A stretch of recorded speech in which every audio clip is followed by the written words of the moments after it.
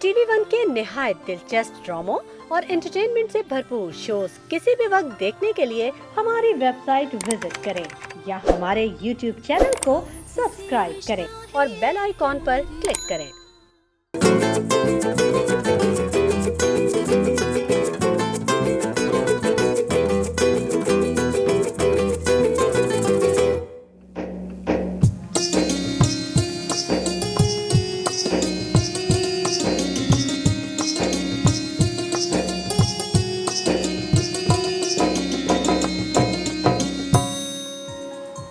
अस्सलाम वालेकुम ख़वातीनो हज़रात, very good morning to all of you. The morning star में आपको खुशामदीद कहते हैं। आज जुम्मतुल मुबारक का दिन है, आपको जुम्मतुल मुबारक बहुत मुबारक हो। अपनी ज़रूर इबादतों में, अपनी दुआओं में आप हमें याद रखिएगा, दुआ खैर करते रहा करें अपने लिए और अपने प्यारों के लिए, क्योंकि दुआओं में बहुत ताकत होती है। कहते हैं दुआएँ किस्मतें बदल देती हैं। तो अपने प्यारों के लिए, अपने लिए, सब के लिए, अपने मुल्क के लिए ज़रूर दुआ कीजिए कि हालात बेहतर हो, सब बेहतर हो, बिजली का बिल कम आए और ये जो इतने सारे अब टैक्सेस लगने लग गए हैं वो टैक्सेस ना लगे, क्योंकि समझ में नहीं आ रहा ये हो क्या रहा है। इतनी कमाई नहीं है जितने पैसे टैक्सेस में देने पड़े हैं। आगे आने वाला वक्त क्या होगा आपको पता है। मुझे तो इतना डर लगने लगा है कभी कभी कि जितना भी आप काम करें वो पैसे आपकी जेब से जाते ही जाते हैं। कभी कोई सोचता भी, अगर कोई कहता है अरे यार तुम तो एक्टर हो, तुम लोग तो बहुत कमाते हो। मैं आपको एक बात सच बता रहा हूँ, कोई भी इस वक्त इस मुल्क में मुझे लगता है पैसे बचा नहीं पा रहा। जितना कमा रहे हैं उतने लग रहे हैं, उतने जा रहे हैं। बिल्कुल जिस तरह एक नलका आप खोल देते हैं तो जितना पानी गिर गया वो गिर गया, आपने बस पी लिया और बाकी कुछ नहीं बचा ग्लास में। और ये बड़ी एक अजीब सी बात है। ये ऐसा कब तक चलेगा? पहले तो ऐसा नहीं था। हम लोग यही सोचते कि यार एक हुकूमत आएगी तो कुछ होगा, वो हुकूमत आएगी तो कुछ होगा। मैं आपको एक बहुत ही पते की बात बताता हूँ ख़वातीनो हज़रात, जो कुछ भी हो, जिस भी हालात से आप लोग गुज़र रहे हो, अल्लाह ताला पे जो आपका एतमाद है, जो आपका एतक़ाद है, उसको वक्त के साथ साथ और मज़बूत कीजिए, क्योंकि ये जो फेथ है ये आपको हर मुश्किल से निकालता है, एक बात। और दूसरी चीज़ ये कि आप अपने आप को या अपने बच्चों को, अगर आपकी उम्र कम है, आपके पास वक्त है, तो प्लीज़ एक अच्छी प्रोफेशनल डिग्री में इन्वेस्ट कीजिए। घर, गाड़ी, बंगला, कोई भी काम की चीज़, सोना, इन चीज़ों से कहीं बेहतर है कि आप कोई हुनर सीखिए, कोई डिग्री लीजिए, ताकि आपके लिए पूरी दुनिया के दरवाजे खुल सकें। आप कहीं पे भी जाके काम कर सकें, हुसूल रिज़्क़ के लिए आप मेहनत कर सकें। क्योंकि हम में से बेतहाशा ऐसी कौम है, इतने सारे लोग हैं जिनके पास कोई हुनर नहीं है, कोई तालीम नहीं है। आपको पता है तालीम सबसे बड़ा जेवर है, सबसे बड़ा गहना है। तालीम इतनी बड़ी आपकी एक ताकत होती है जो कि कोई आपसे छीन नहीं सकता, और सारी उम्र आपको खिलाती पिलाती है, शऊर देती है, इज़्ज़त देती है। तो अगर आप जितनी भी सख्ती कर सकें, बच्चों पे सख्ती करके उनको तालीम हासिल करने में उनकी मदद कीजिए। उनसे पूछिए कि वो क्या पढ़ना चाहते हैं, किस चीज़ में अपना करियर बनाना चाहते हैं। लेकिन आजकल के दौर में और आने वाले दौर में आपके बच्चों के लिए एक टेक्निकल डिग्री होना लाजमी है। तालीम बहुत ज़रूरी है। हम भी जब कहीं इतने सारे लोगों से मिलते हैं, बात करते हैं, उनका मवाजना इसी तौर पे हो जाता है, 5 मिनट में पता चलता है कि आपकी तालीम कितनी है, कितनी सोच है, कितने दूरअंदेश हैं आप, कितना आप किसी चीज़ को, किसी इमोशन को समझते हैं। क्योंकि तालीम आपको सिर्फ एक डिग्री, कागज़ का टुकड़ा नहीं देता, बल्कि शऊर देता है, आपको वो ज़हानत देता है जो कि आपको मदद करती है ज़िंदगी गुजारने में। तो आप आज एक तहैया कीजिए कि अगर आप यंग पेरेंट्स हैं तो आप अपने जो बच्चे हैं, आपके जो औलादे हैं, उनको ज़रूर आप मेहनत करके अच्छी तालीम दिलाएंगे। ज़रूरी नहीं कि महंगी तालीम हो, एक ऐसी तालीम हो जो कि एक टेक्निकल तालीम हो, जो एक हुनर हो, जिससे उनकी ज़िंदगी बेहतर हो सके। और अगर आप अपनी मिड लाइफ में हैं और आपके पास वक्त है और ज़राए मौजूद है, प्लीज़ कुछ सीखें। चाहे वो कोई इलेक्ट्रिक रिलेटेड कोई जॉब हो, इलेक्ट्रिशियन की जॉब हो, इलेक्ट्रिशियन का काम हो, शेफ़ का काम हो, कोई भी टेक्निकल चीज़ हो, कोई हुनर हो जिससे आप अपनी ज़िंदगी बेहतर कर सकें, कोई चीज़ सीख सकें। अकाउंटेंसी हो जो कि आप कभी भी सीख सकते हैं। आपको पता है कुछ भी लर्न करने के लिए, कुछ भी जानने के लिए, सीखने के लिए उम्र कोई बैरियर नहीं होता। Age is just a number. हम कहते हैं यार अब तो वक्त हो गया, अब क्या कॉलेज जाएंगे, अरे अब मैं नहीं कर सकता। ये सिर्फ हमारी एक सोच होती है। इस तरह की चीज़ों को काउंटर करने के लिए आज हमने दावत दी है सना यासिर को, जो कि एक लाइफ कोच है। वो ब्रेन को ट्रेन करने का आपको तरीका बताएंगी। शेफ़ मुनीज़ा हमारे साथ होंगी, जो कि आज ढाबा स्टाइल की बहुत ही मज़े की माश की दाल आपके लिए पकाएंगी। डॉक्टर खुर्रम मुशीर हमारे साथ होंगे, जो कि चेहरे पे जो दाग धब्बे कील महासे होते हैं उनसे निजात दिलाने में हमारी मदद करेंगे। एक शानदार शो ख़वातीन और हज़रात आपका मुंतज़िर है, द मॉर्निंग स्टार। अगर आप इस शो का हिस्सा बनना चाहते हैं तो आप हमें कॉल कर सकते हैं, हमें बात कर सकते हैं। And last but not the least, doctor Imranul Haq Kalyanvi साहब होंगे अपनी साहबजादी अफीफ़ा इमरान के साथ। आप कोई भी वज़ाइफ जानना चाहते हो, किसी भी प्रॉब्लम से रिलेटेड, तो आप हमें मैसेज कर सकते हैं या आप हमें कॉल कर सकते हैं। लेते हैं एक छोटा सा break. You watching the morning star, will be right back.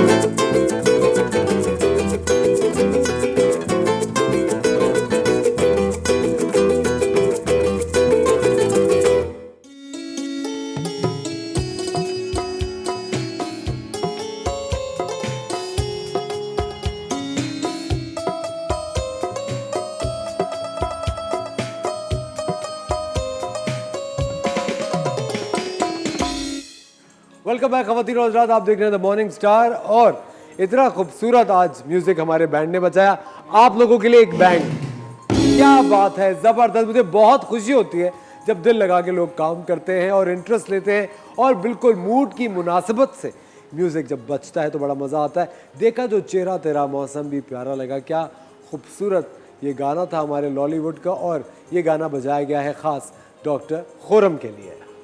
Azhar, thank you Azhar. Asfar, आपके लिए तो रोज बचता है। कैसे आप डॉक्टर साहब? Good morning. बिल्कुल, अस्सलाम वालेकुम, गुड मॉर्निंग। कैसे हैं? ठीक ठाक? जी जी, बहुत मुबारक आपको भी। और असफर, बड़ी बात यह है कि आपकी शो का इतना अच्छा फीडबैक मिलता है। अच्छा, पता है, मैं आपको बिल्कुल फ्रैंकली 3 चीज़ें बताऊं कि एक तो लोग टीवी शायद अब कुछ कम देखते हैं, ठीक है, इतना होने। अच्छा, मैं बैठा होता हूँ और कुछ खवातीन आके कहती हैं हाँ हाँ आप तो आते रहते हैं ना असफर के शो में। मुझे लगता है कि वो असफर की फ्रेंड है, तो मैं उनसे कुछ पूछता हूँ। लोग बड़ी अपनाइयत से आपको बहुत मोहब्बत से देखते हैं। बहुत असफर नया ट्रेंड है, मतलब नया ट्रेंड ये है कि एक बहुत ही एजुकेटेड, एंटरटेनिंग और बहुत इन्फॉर्मेटिव, थोड़ा सा फोकस्ड है हमारा शो। फोकस्ड है और आप लग रहा होता है कि आप पता है बहुत, देखिए हर चीज़ को। डॉक्टर साहब, हम लोग जब सर्वे करते हैं ना तो हमारी बहुत सारी ऑडियंस जो है वो पाकिस्तान से बाहर की है। बाहर की ज्यादा है, 60 जी डॉक्टर। हाँ, बाहर की ज्यादा। आप यकीन करें, कल ही मैंने वीडियो कॉल की और यूके से, तो वो TV1 के रेफरेंस से बाहर की बहुत ज्यादा है यहाँ से। अच्छा, ये खैर एक अच्छी बात भी है। अच्छा, सेकंड चीज़ बड़ी इंपॉर्टेंट है, लोग आपकी चीज़ को बहुत सीरियसली लेते हैं। अच्छा, एक जो होता है ना कि आप वो एक हमारे यहाँ कुछ ट्रेंडी बन गया है, नेचुरल तो होना चाहिए, नेचुरल बड़ा होना जरूरी। वो नेचुरल होने में कुछ एटीज हो जाते हैं, वो नहीं होना चाहिए, वो नहीं होना चाहिए। डॉक्टर साहब, मुझे ऐसा लगता है कि ये जो मीडियम्स है, television, radio, Instagram, social media जो है, आई थिंक इनको कुछ तरीके से हमें इस्तेमाल भी करना चाहिए लोगों को एक ट्रेंड देने के लिए। बिल्कुल, जिस तरह के वो हैं, अगर आप भी उस तरह के हो जाएंगे तो आई थिंक वो फिर प्रोग्रेस खत्म हो जाती है। I think you have to teach them कि इस तरह बात करें, ऐसे देखें, ये सलीका, ये तरीका होना चाहिए। मेरे ख्याल से आई थिंक उससे बड़ा बेहतर हो जाता है। बट एनीवे, आवाज बना क्या रहे हैं? नहीं, फिर आपकी बात में फिर इस पे आऊंगा। ये बात मुझे इतनी अच्छी लगी कि देखिए, मैं आपको बताऊं, लोग कहते हैं ना जी जैसे जमाना है वैसी फिल्में बनेगी। जी नहीं, आपको लोगों का मिजाज चेंज करना होता है। आप एजुकेट, आपका अपर हैंड होता है, तो आपके लिए बड़ा जरूरी है। आज इस वक्त बड़ी इंपॉर्टेंट चीज कर रहे हैं। अच्छा, और मैं एक चीज आपके लिए खास तौर पे असफर, आपके लिए, वो मैं आपको अभी उसका हिस्सा होगा अलग से करूंगा। आज हम बात करेंगे चेहरे पे दाग, धब्बे और छाइयाँ भी कहते हैं लोग, है ना, और पिगमेंटेशन, मिलाजमा। अच्छा, उसकी 5-6 वजूहात होती हैं। एक तो प्रेगनेंसी में होता है, ठीक है, और यंग लड़कियों में भी होता है, लड़कों में भी होता है। अच्छा, लड़कों में क्यों होता है? धूप में बहुत जाते हैं, ठीक है, फिर क्या करते हैं, बाइक पे जा रहे हैं, हेलमेट नहीं पहनते, ठीक है, धूप में जा रहे हैं, नाई से कहते हैं मुझे ऐसा फेशियल कर दो कि मैं बिल्कुल गोरा हो जाऊं, तो वो बेचारे लड़के सीधे साधे होते हैं, तो वो बहुत नाई उनको तेज केमिकल लगा देते हैं, उससे होता है। लड़कियां क्या करती हैं, 4 क्रीमें मिला के और वो पूरे चेहरे पे, वही अभी तक मशहूर ज़माना, आपको पता ही होगा, वो लगाती रहती है। और थर्ड चीज़ बड़ी इंपॉर्टेंट है, अगर आपका हार्मोन्स का इम्बैलेंस होता है, उससे भी जाके ये दाग धब्बे पड़ सकते हैं। बिल्कुल सही है। तो आज बड़ी जबरदस्त चीज देंगे और देखें कितना अच्छा ट्रीटमेंट करेंगे आपका। अच्छा डॉक्टर साहब, बिफोर वी प्रोसीड, वो चंद एक सवाल हैं जो कॉलर्स हमें भेजते हैं। जी बिल्कुल बिल्कुल, मेरे ख्याल से वो हम आपको टाइम टू टाइम वो पूछते रहते हैं। सोफिया मीर ने लाहौर से पूछा है कि उनके थाइस पे बहुत सिवियर सेलुलाइटिस है और जिसकी वजह से उनका एक सेल्फ कॉन्फिडेंस बहुत डैमेज होता है। इनकी उम्र है 31। बिल्कुल सही है। अच्छा देखिए, सोफिया के लिए मैं बड़ी अच्छी खुशखबरी है सर। एक तो मैं खुद कभी हुआ आपके प्रोग्राम में मैं लाइपोलिटिक इंजेक्शन लगाऊंगा, ठीक है। अच्छा, एक बहुत सारे लोग क्या करते हैं, लिटरली अपना फैट बॉडी का ना ट्यूब से निकलवाने के चक्कर में जो होता है। liposuction process है। लाइपोसक्शन की ट्यूब से निकलता है ना, वो बहुत डेंजरस है, वो बहुत रिस्की है। मैं लोगों को कहूँगा बिल्कुल वो नहीं करें। कभी कोई प्लास्टिक सर्जन, अगर देखिए एक साहब मेरे पास आए थे और लिटरली उनके लाइफ थ्रेटनिंग कंडीशन थी, यानी उनकी जिंदगी दांव पे लगी थी, तो उनके लिए सही है। मगर जैसे आप है, मैं एक बात कह रहा हूँ, आप बिल्कुल फिट हैं, आपको भी जरा और बॉडी में ये एस्थेटिकली और वो गलत है, ठीक है, उसमें जानलेवा भी साबित हो सकता है। अच्छा, मैं सोफिया के लिए, बल्कि अगर कभी मैं लाहौर गया या कराची आई तो मैं उनको लाइपोलिटिक इंजेक्शन लगाऊंगा। अच्छा, अभी मैं एक लड़की के आजकल लगा रहा हूँ, वो भी लाहौर से आई हुई हैं, ठीक है। और मेरे पास वीक में ट्वाइस वीक आ रही हैं, उनका मैं यहाँ हम पे लगा रहा हूँ, फ्लैबी थोड़े आर्म्स हो रहे हैं, बेली पे लग रहा हूँ, अपर थाइज पे लगा रहा हूँ। डॉक्टर साहब उससे क्या होता है, खत्म हो जाता है सेलुलाइट? वो बिल्कुल लाइपोलिटिक, यानी लाइपो मतलब फैट, लिटिक मतलब खा जाने वाला। तो लाइपोलिटिक इंजेक्शन होते हैं और आपके कोई बिल्कुल आपके अंदर ना स्किन के मतलब सुपरफिशियल लेयर में लगाते हैं। वो क्या होता है, बॉडी में आपके रह के 24 आवर्स उसको दबाते चले जाते हैं। तो उससे आप, मगर ये भी करना पड़ता है कि आपको डाइट मेंटेन करनी पड़ती है। एक लड़की को मैं, बल्कि लड़की, वो खातून आई हुई लड़की है वो बिल्कुल, तो ज़रा क्योंकि ज़रा हैवी है तो वो बड़ी लगती हैं, तो उनका मैं वीक पे चॉइस कर रहा हूँ। अभी वो मेरे ख्याल है कि 5-6 दिन में लाहौर जाने वाली हैं, संडे को भी आएंगी, मंडे, तो उनका मैं बड़ा तेज़ से कर रहा हूँ। अच्छा, साथ में बल्कि सोफिया को तो निदा से बात करेंगे कि उनके लिए ये क्रीम मैं भेजूँगा, ठीक है। ये सेल्यूस्लिम जेल है, ये ख़ास तौर पे आपका एक तो सेल्यूलाइट के लिए है, ठीक है, कहीं आपकी फ्लैबी हो रहे हैं। उसके अलावा हमने, आपको याद है लास्ट वीक हमने प्रोग्राम किया था, तो उसमें हमने स्किन पे, जो मैंने आपके हाथों पे भी किया था, ठीक है, और स्किन पे आपके लगाया था, तो उससे क्या होता है कि वो आपके पोर्स वगैरह भी वो क्लियर करता है, बहुत अच्छा ये, ठीक है। अच्छा, आज इस पर हम करेंगे बड़ी इंपॉर्टेंट चीज। एक और सवाल जी है। बिल्कुल बिल्कुल डॉक्टर साहब, टोक्यो से नादिर साहब ने सवाल पूछा कि टोक्यो के अंदर वो कह रहे हैं कि खाने की बहुत प्रॉब्लम होते हैं और वहाँ पे यूजुअली हलाल हराम का एक जो इशू होता है, तो वो बहुत ज़्यादा सी फूड प्रेफरेबली खाते रहे हैं आज तक, जिसकी वजह से उनका लिवर फंक्शन डैमेज हुआ है थोड़ा सा।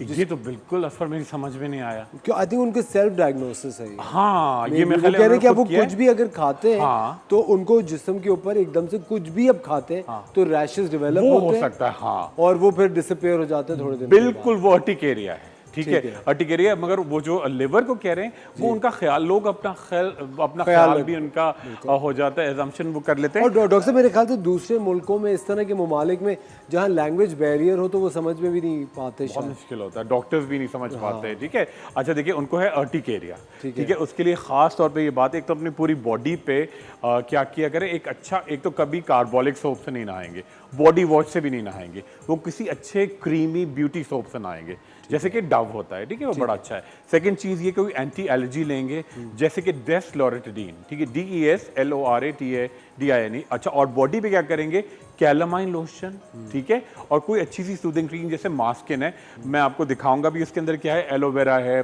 पर्शियन गुलाब है, बादाम की खली है, तो वो कश्मीरी ज़ाफ़रान है, तो वो सब चीज़ें उनकी बॉडी को करेंगे। सेकंड चीज़ ये कि वो कोशिश किया करें कॉन्स्टिपेशन ना हो, और जो सी फूड है असर, वो तो बहुत ही अच्छा है।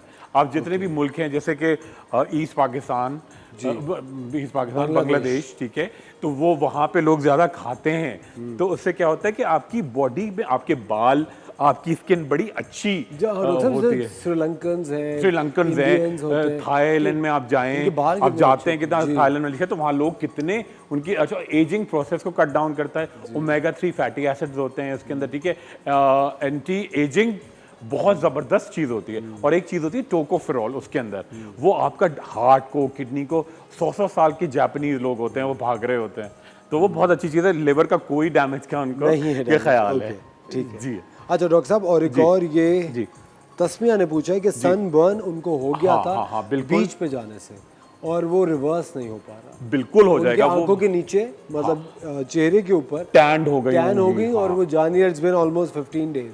ओ बिल्कुल नहीं, बिल्कुल इशू नहीं है। एक तो आइसिंग किया करें ट्वाइस अ डे, मलमल के कपड़े में लेके ना आइस क्यूब से आइसिंग करें, पानी खूब सारा पिएं, विटामिन सी खाएं, ठीक है, और विटामिन ए के कैप्सूल जो एक्ने के लिए यूज होते हैं वो वाले नहीं, मगर ऐसी विटामिन जिसके अंदर थोड़ी क्वांटिटी में विटामिन हो वो खाएं। और बॉडी पे क्या लगाएंगे जी, बॉडी पे आप कोशिश करेंगे जी कोई अच्छा सा, जैसे कि आप लेंगे जी कोकोनट ऑयल, ठीक है, आमंड ऑयल, ठीक है, मीठे बादाम का तेल, नारियल का तेल, और उसके साथ ऐड करेंगे दूध, ये तीनों मिला के पूरी बॉडी पे लगाएं नहाने से पहले और फिर डेफिनेटली कोल्ड शावर लें, बिल्कुल ठीक हो जाएंगी। और डॉक्टर साहब एक और सवाल है कि डॉक्टर साहब जब हम ऐसी बाहर धूप में फिर रहे होते हैं तो चेहरा ना बड़ा डार्क हो जाता है, कंप्लेक्शन डार्क हो जाता है, लेकिन जब हम बीच पे जाते हैं तो एकदम से एक टैन हो जाता है। इसका मुझे फर्क समझ में नहीं आता। वो तो बिल्कुल देखिए ना, आप कराची में, एक तो कराची में अच्छा हम लोगों को पता नहीं चलता, जो लोग आते हैं ना और सिटी से, पिंडी से सब, वो कहते हैं हम कराची में आए तो हम टैंड हो गए।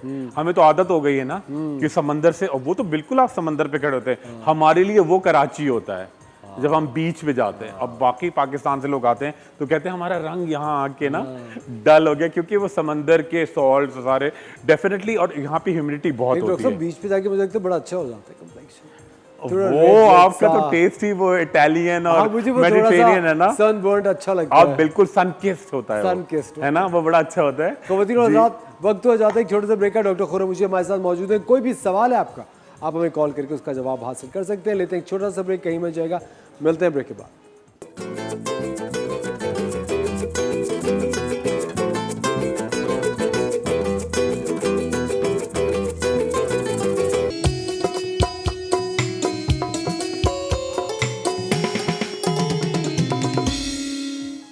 वेलकम बैक खवातीन और हज़रात, आप देख रहे हैं द मॉर्निंग स्टार। कॉफी आ गई थी तो मैंने कहा क्यों ना, क्या बात, क्यों ना पी लूं। बिल्कुल पिए भाई, बिल्कुल आपको तो चाहिए भी होता है ना डॉक्टर साहब। थोड़ी बेतकल्लुफी होनी चाहिए मेरे ख्याल से ऑडियंस से भी। देखिए ये आपकी बेतकल्लुफी नहीं है, ये एक बड़ा एक प्यार का जेस्चर है ये, है ना। अच्छा वो मुझे बहुत असर ओवर, मेरा ख्याल है, हो सकता है गलत हो, आपको क्या लगता है?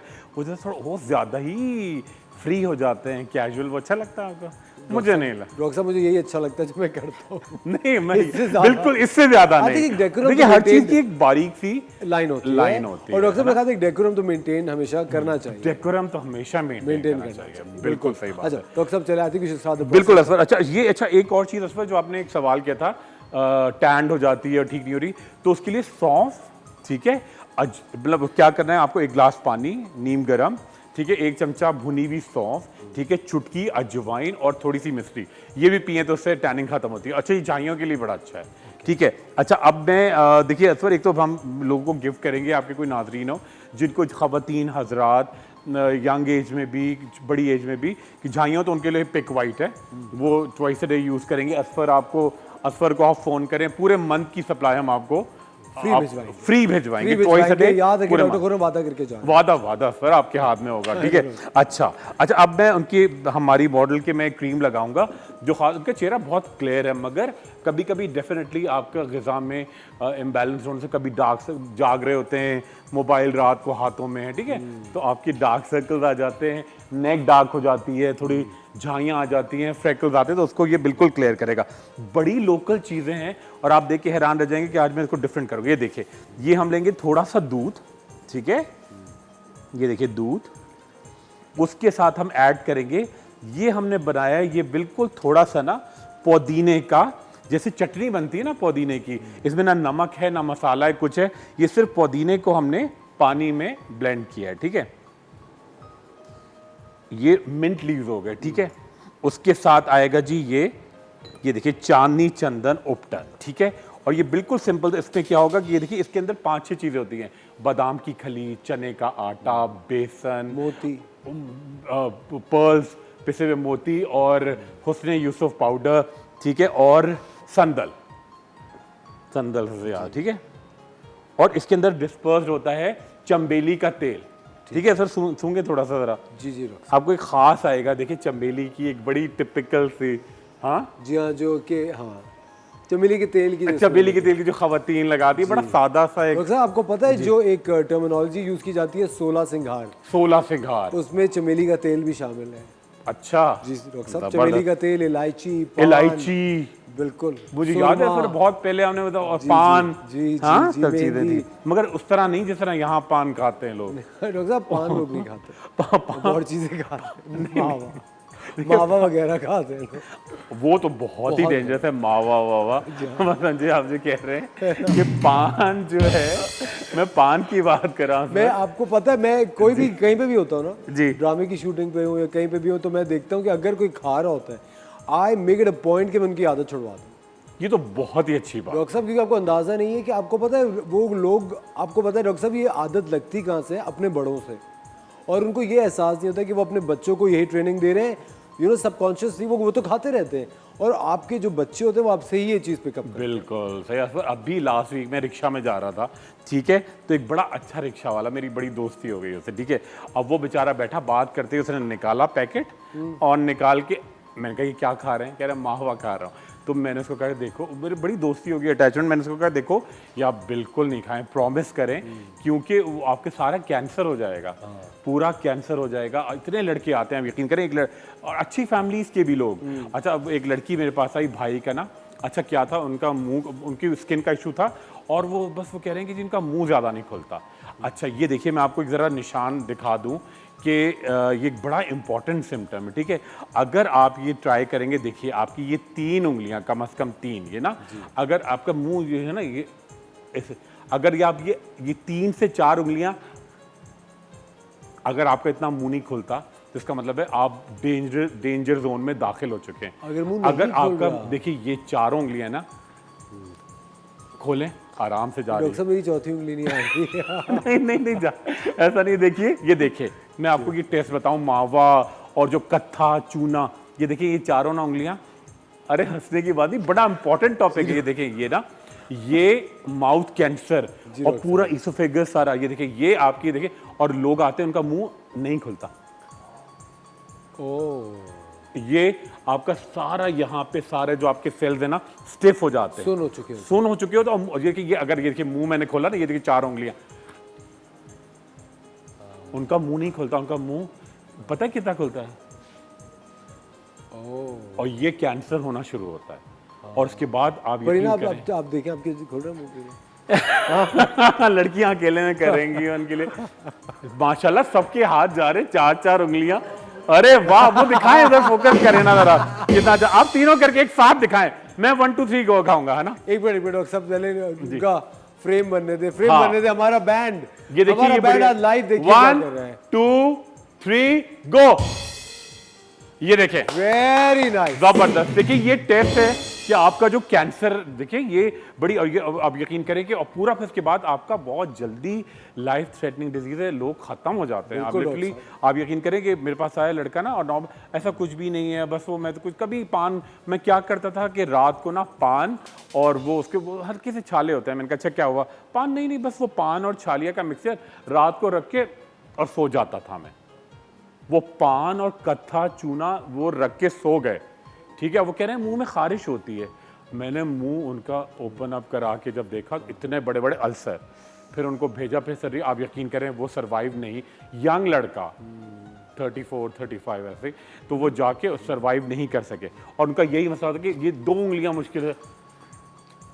तो ये देखिए, ये बड़ा किलिंग होता है। तो आपकी 4 उंगलियां जा रही हैं, आप बिल्कुल फिट हैं। 8 से मावा, पान खाएं, मतलब पान का बड़ा अच्छा पता है, जो तरीका पान डिसेंट तरीके से ना, वो थूक रहे हैं इतनी। आप यकीन करें, स्टेडियम रोड पे मैं जा रहा था, इतनी जबरदस्त लेविश गाड़ी मैंने देखा, एकदम से एक साहब ने दरवाजा खोला, ओफ, वो इतनी महंगी गाड़ी, इतनी अच्छी साफ रोड, कारसाज रोड, ठीक है, उस पर उन्होंने यूं करके फेंका और दरवाजा बंद करके और कॉन्फिडेंटली बस चले गए।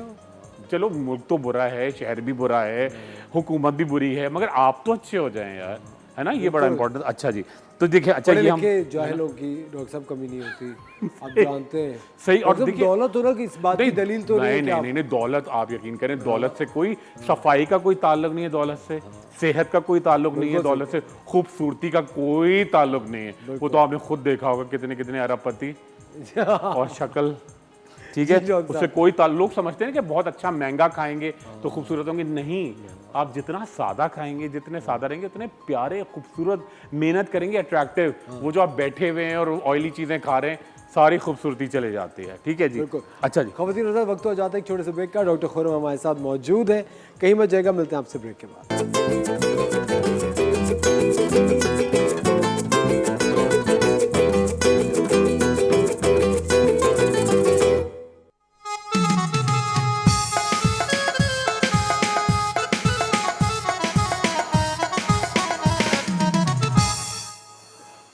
वेलकम बैक खवातीन और हज़रात, आप देख रहे हैं द मॉर्निंग स्टार और डॉक्टर खुर्रम मुशीर एक बहुत ही शानदार प्रोसीजर करने वाले हैं हमारी मॉडल पे। जी यस सर। अच्छा, हमने क्या किया जी, सबसे पहले हमने ये पुदीने का एक्सट्रैक्ट चटनी की तरह बनाया था। उसमें ना नमक थी, ना मिर्च थी, ना मसाले, सिर्फ पुदीने को पानी में अर्के गुलाब में किया था। दूध डाला, उपटन डाली। अब हम डालेंगे जी खीरे का पानी, ठीक है। ये देखिए खीरे का पानी है और इसके साथ देखिए ये है तो फेस वॉश, ठीक है। ये मैं आपको दूंगा, अब लेके जाइएगा, आप इससे मुंह धोइएगा, ठीक है। ये है एलोवेरा का एक्सट्रैक्ट है, ये इसमें थोड़ा सा ऐड करूंगा इनकी झाइयों की ट्रीटमेंट। ये देखिए इसका। अच्छा, और देखिए मैं आपको बड़ी अच्छी निशानी बताऊं कि जो बहुत ज्यादा झाग बनाता है ना फेस वॉश, या बहुत ज्यादा शैम्पू झाग बनाता है, वो किलिंग होता है। वो हमें अच्छा लगता है, वो हमें अच्छा लगता है, लगता है सफाई हो रही है। अरे खूब झाग बन रहे हैं, वो आपके बालों को तबाह कर रहा है, आपके चेहरे को तबाह कर रहा है। जितना लादर होता है वो मजा आता है ना। तो वो जो ऐड भी ऐसे ही आते हैं, ठीक है। तो वो जितना लादर कम होगा उतना ज्यादा अच्छा आपकी स्किन, आपके बाल अच्छे रहेंगे। मजा नहीं आएगा थोड़े दिन तक, फिर आदत हो जाएगी, ठीक है। अच्छा, ये हमने कॉम्बिनेशन बनाया और ये हम आपके फेस पे लगाएंगे और फिर मैं इसको वाटर से क्लीन, आंखें बिल्कुल बिस्मिल्लाहिर्रहमानिर्रहीम, ठीक है। अच्छा, ये देखिए बड़ा माइल्ड सा है और ट्रीटमेंट तो अलग है, वो इंशाल्लाह नेक्स्ट वीक हम करेंगे झाइयों का। ये जो है ना, ये आप आंखें बंद रखिएगा, ये फर्स्ट एड थेरेपी है, ठीक है। अब ये क्या होगा, जो आपके फ्रैक्टल्स हो रहे होते हैं, अच्छा फ्रैक्टल्स हम लोगों में कम होते हैं, ठीक है, हम लोगों में, क्योंकि ये आमतौर पे अंग्रेजों में ज्यादा होते हैं। आप देखिए 18-19 साल की लड़कियां होती हैं, लड़के होते हैं और इतनी बड़ी एज लगने लगती है, उनकी स्किन खुरदरी होती है। और एक बात का मैं और लोगों को जरूर जरा कॉन्फिडेंस दिलाना चाहता हूँ कि एक तो हम लोग पाकिस्तानी हैं ना, हम लोग कितने भी गोरे हैं, कितने भी ब्राउन हैं, कितने भी डार्क हैं, हमें स्किन कैंसर ऐसे नहीं होता। अच्छा, ऑस्ट्रेलिया में रह रहे हैं यूरोपियंस, ब्रिटिशर्स, उनको स्किन कैंसर बहुत होता है। पाकिस्तानी उनकी नकल में चल जाते हैं, अरे वो तो उस तरह SPF 80 लगाते हैं, 100 लगाते हैं, उनकी तो वाइट स्किन है ना, उनको तो हमें तो हेल्दी होता है वो। हमें ऑस्ट्रेलिया की धूप स्किन कैंसर नहीं करती है। हमारी स्किन, हम जितनी भी समंदर पे लेटे रहे, हम टैंड हो जाएंगे, हम थोड़ा सन किस्ड हो जाएंगे, स्किन कैंसर उनको होता है, वो कहलाता है BCC, बेसल सेल कार्सिनोमा, ठीक है। और वो, और उसके अलावा मैलिग्नेंट भी हो सकता है वो, ठीक है। अच्छा, ये आपने किया, ये मिक्सचर लगाया पूरे फेस पे, ठीक है। और ये आप 15 मिनट आप रोजाना करेंगे जिसको झाइयाँ, फिर मैं अगले हफ्ते ट्रीटमेंट करके दिखाऊंगा। ये तो हमने घर की रेमेडी आपको बताई, ठीक है। ये आप लगाएं रोजाना, आपके हल्के, आपका कान, आपकी गर्दन, आपकी गुद्दी और ये आपका अपर लिप का एरिया, ठीक है। और खासतौर पे क्या करती हैं लड़कियां, पसीना बहुत आता है किचन पे खाते हुए, तो वो दुपट्टा या करके ना यूं पोंछती रहती हैं, तो उससे उनके ये डार्क बन जाता है। या हेयर रिमूवल प्रोसीजर्स होते हैं ना, थ्रेडिंग करती हैं, वैक्सिंग, तो उससे ग्रीनिश आ जाता है, तो उसके लिए। और लेज़र के बारे में आपको डिटेल से बताऊंगा। नो मैटर हम लोग कितने फेयर हैं, डार्क हैं, लेज़र एशियन स्किन के लिए मेंटेन, आप गूगल करें लेज़र इन एशियन स्किन, तो पता चल जाएगा कि ये मैं ब्लैक पाउडर लेजर जो हेयर रिमूवल के लिए है वो नहीं है, ओके, वो हमारी स्किन पे नहीं चलता, वो अंग्रेजों के लिए टाइप 1 टाइप 2 है। असल में ब्लैक पाउडर थेरेपी मैं ख्याल 1-2 वीक में मैं अभी निदा से बात करके, ठीक है, और वो करता हूँ, किसी लड़की का मैं लाइव करूंगा, बिल्कुल, और हेयर लड़कों का भी कर सकता हूँ फेस पे, मगर खैर उनकी दाढ़ी तो गाइड नहीं कर रही है ना जी, तो लड़कियों का। डॉक्टर साहब, तो जो अगर एशियन स्किन वाले बहुत लोग हैं जी जो करवाते हैं लेजर, तो वो किस तरह के उनके रेपरकशन? देखिए मैं असल बिल्कुल फ्रैंकली बता रहा हूँ, मेरे तो फर्स्ट हैंड एक्सपीरियंस होता है। रोजाना लड़कियां आती हैं, चेहरे पे झाइयाँ आ जाती हैं, जल जाती है, काले निशान आना शुरू होते हैं और थोड़ी देर में ग्रोथ दोबारा शुरू हो जाती है। वो कभी उसको IPL कहता है, ND याग कहते हैं, डिफरेंट नाम देके। लेजर नहीं है ये, IPL है, वो इंटेंसिव पल्स लेजर ही होता है, ठीक है। या ND याग है, वो एक ही उसकी फॉर्म है ना, भी करोला हो गई, होंडा हो गई, ये तो वो एक ही चीज है, गाड़ियां ही ना है, तो गाड़ियां ही ना। अब क्या, नहीं गाड़ी नहीं है वो, तो हमारी तो वो होंडा है, ठीक है, तो वो नहीं, वो ब्रांडिंग नहीं हो रही वैसे, ठीक है, ठीक है। अच्छा, अब ये करके अब मैं इनका प्लेन वाटर से ना बिल्कुल थोड़ा सा उसे क्लियर करूंगा, अब मैं जल्दी के लिए। असर उससे पहले इस दौरान जब तक उनके चेहरे पे लगा, मैं चाहता हूँ असर एक चीज आपके लिए, क्योंकि आप इतना काम करते हैं, और मैं चाह रहा हूँ एक जबरदस्त किस्म का सिरप है असर, बच्चे बड़े सब पिए, और आप दूध में, दही में डाल के पिए। असर मैं चाह रहा हूँ ये मैं आपको खुद सिरप पिलाऊं, इससे आपका शो जो है ना वो बड़ी एनर्जी तो है ही जी, और ये आप देखिए, इसको पी के देखें कितना इसमें टेस्ट जबरदस्त किस्म का, आएगा। ये मैं आपको खुद पिलाऊंगा अपनी सब कह रहे हैं पहला, जी नहीं, पहला चमचा मेरी ज़ेरे निगरानी। अब ये देखिए, अच्छा इसके अंदर क्या है, लाइसिन, ठीक है, और इसके अंदर तमाम जिंक, अमाइनो एसिड, प्रोटीन। अच्छा लड़कियां लड़के जो बहुत दुबले हो रहे हैं, मोटे नहीं होते, और इससे आपकी एनर्जी बहुत आती है, छोटे बच्चों की हाइट बहुत अच्छी होती है, लड़कियों का ऑस्टियोपोरोसिस, हड्डियां भुरभुरी। अब ये पिए और आप बताएं। बिस्मिल्लाहिर्रहमानिर्रहीम। आप देखिए, कोई बात नहीं। ओए डी। असर कैसा मजे का था, मजे का तो है वैसे। है ना, और मजे का फायदेमंद भी है। और ये असर आप पूरे एक हफ्ते में खाली शीशी यहाँ चाहिए, अगले हफ्ते आप नई शुरू करें। अगर मैं शेफ मुनीसा को बुलाऊं तो वो अच्छा खाना पकाएंगी फिर। वो और ऐसे अच्छा क्या पकाएंगी, बहुत अच्छा पकाती मतलब बहुत अच्छा पकाती है, और अच्छा पकाएंगी। वो जो हमने लास्ट वीक उनके हाथ के कड़ी खाई थी जी, कितने मजे की थी। और चावल। हाँ, शेफ मुनीसा खाना अच्छा बनाती है, बहुत अच्छा बनाती है। तो सर ये आप ये पकड़ लेना। Thank you so much, doctor साहब, बहुत शुक्रिया। अच्छा जी, अब उनका मैं फेस जरा जल्दी से क्लियर कर रहा हूँ। डॉक्टर साहब बहुत बहुत शुक्रिया आपका, thank you so Thank much. you, आप Asfar। जब भी आते हैं हमें कुछ बहुत अच्छा शानदार सा सिखा के जाते हैं, thank you very much.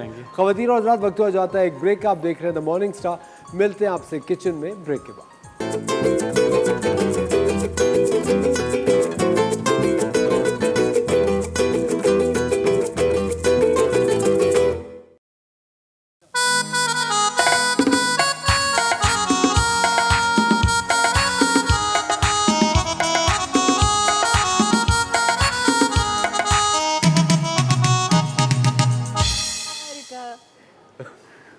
Welcome back खवातीन और हज़रात, आप देख रहे हैं द मॉर्निंग स्टार। ब्रेक में यहाँ कार्टून नेटवर्क शुरू हो जाता है, बिल्कुल और ऐसा हम ही है। हंस हंस के पागल हो जाते हैं। लेकिन शेफ मुनीसा हमारे साथ मौजूद है। शेफ मुनीसा के लिए एक जबरदस्त इस्तकबालिया बजना चाहिए। वाह वाह वाह, ये ये एनर्जी होनी चाहिए बिल्कुल मेरे लिए हमेशा। जी। ठीक है, और अस्सलाम वालेकुम, अस्सलाम जुम्मा वालेकुम। मुबारक आपको। जुम्मा मुबारक। और कैसा जा रहा है आज का जुम्मा आपका? बिल्कुल ठीक, लेकिन मुझे लग रहा है जुम्मा बहुत ज़्यादा एकदम से फीका सा होने वाला है। इसीलिए मैंने पहले पूछा, मैंने कहा पहले इनको रेसिपी नहीं बताऊंगी, लेकिन क्योंकि इन्होंने देख लिया, आज हम बनाने जा रहे हैं दाल माश, वो भी कौन सी स्टाइल वाली, ढाबा स्टाइल वाली, है ना। तो बड़े मजे की होती है वो, ऐसी अच्छा, शक्लें ना बनाएं। चलिए ठीक है, सही है, आप कह रही हैं तो। हाँ चलो, आप रेसिपी कह रही हैं तो मान लेता हूँ। हाँ, मेरे कहने में बड़ा मान लेते हैं आप। देखें, अगर किसी को असफर से कोई बात मनवानी हो तो आप लोग मुझसे राब्ता कर सकते हैं। हाँ बिल्कुल, क्योंकि खाना तो रोज आप ही पका रही हैं। हाँ बिल्कुल, तो डन हो गया।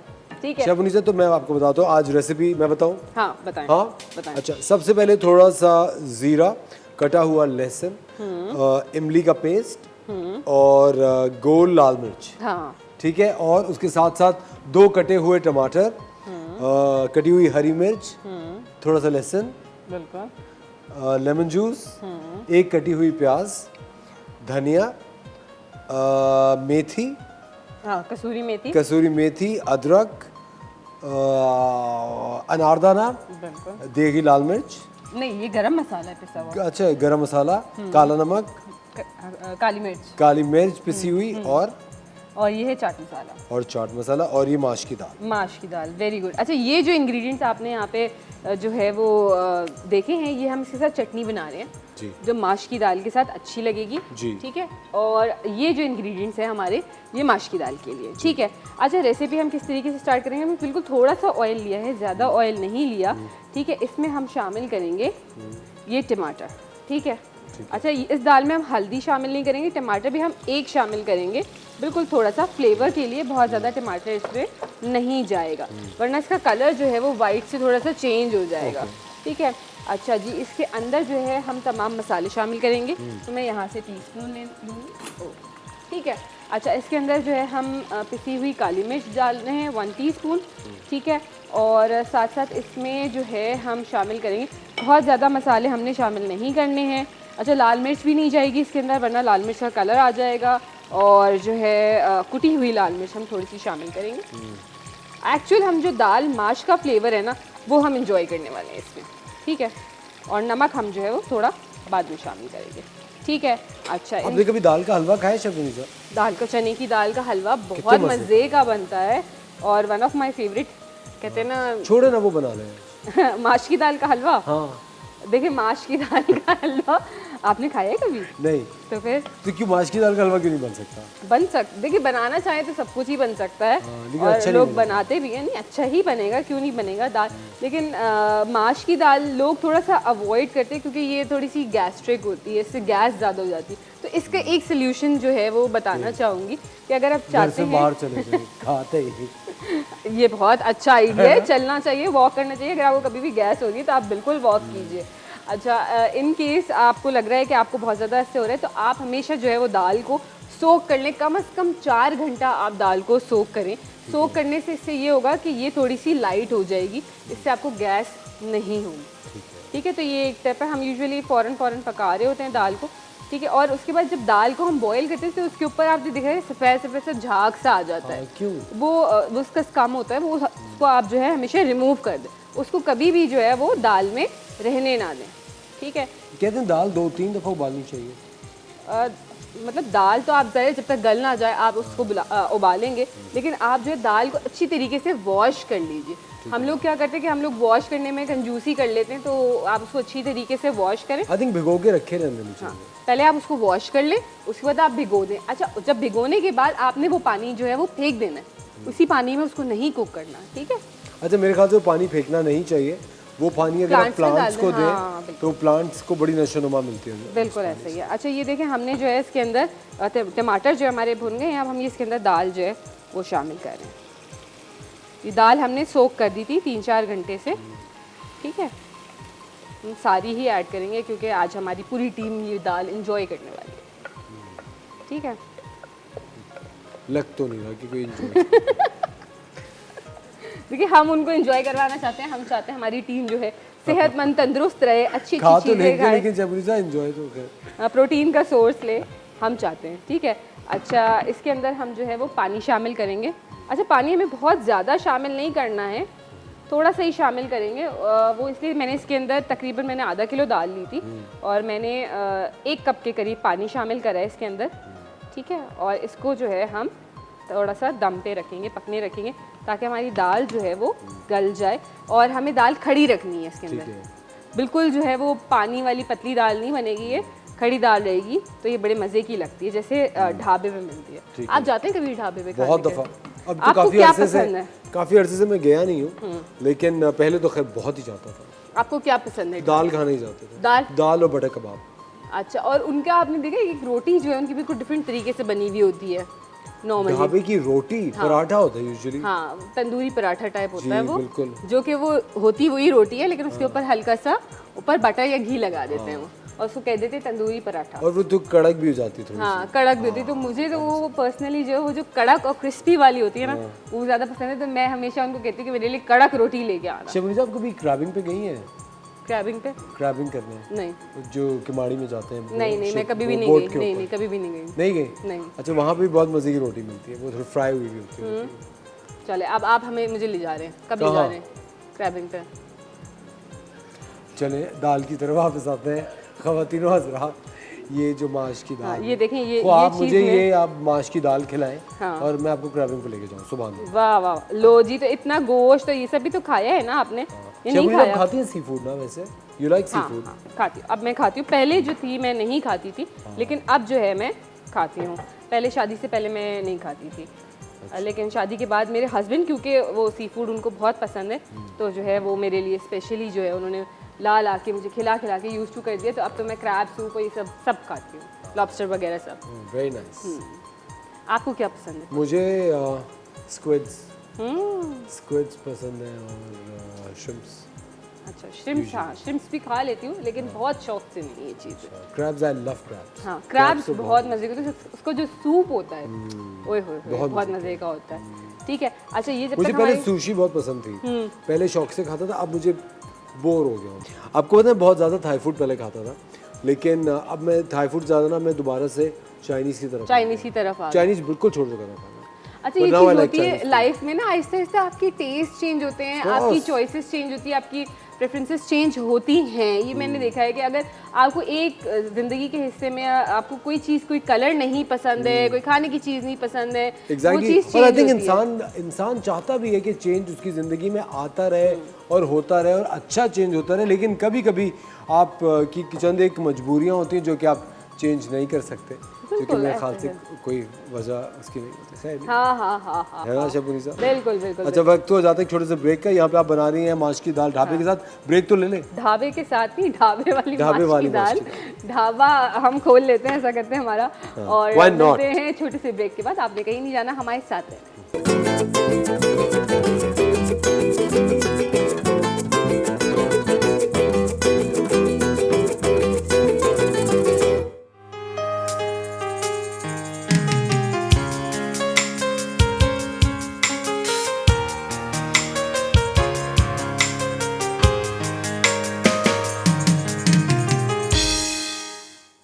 Welcome back ladies and gentleman, you watching the morning star. एक बार फिर आपको शो में हम वेलकम करते हैं। हमारे साथ मौजूद हैं डॉक्टर सना यासिर, जो कि एक वेल बीइंग मास्टर कोच है, न्यूरो इनकोडिंग स्पेशलिस्ट है। अस्सलाम वालेकुम डॉक्टर सना। अस्सलाम वालेकुम, thank you for having me here. मैं बिल्कुल ठीक प्लेजर हूँ। Having you on the show doctor साहबा।